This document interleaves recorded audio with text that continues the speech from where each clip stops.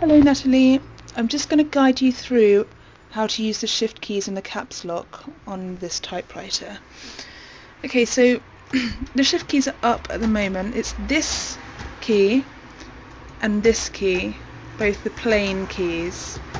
Okay, so in order to use them to type in capitals, you need to hold the shift key down and then press your capital letter. Okay, so that's if I'm going to use just one capital, and then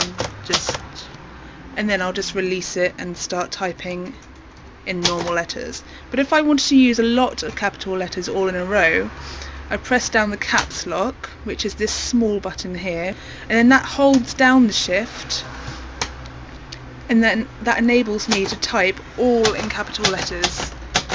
Okay, so, and then to release it, you can press either one of the shift keys and that will release it. So just touch it down and it releases. Okay?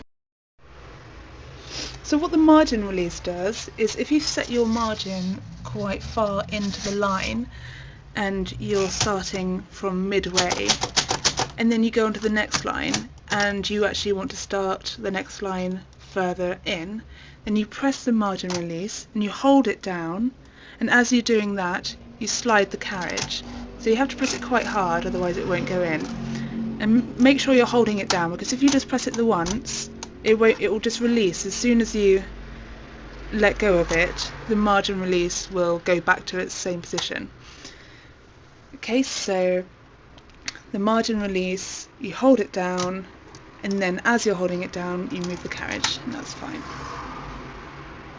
So the way the margin release works is that you press it down like that and it pushes along this black line here that moves every time. You see it moving every time you press it. It pushes out, and then that bumps into this flap, and the flap moves in, and then as it moves in, it moves this margin release, which enables it to go past. So you've got to make sure that as long as this black piece of metal, which is connected to the actual margin release up here, that's moving, and there's no reason why this flap shouldn't be moving, and then no reason why this shouldn't be moving in enough.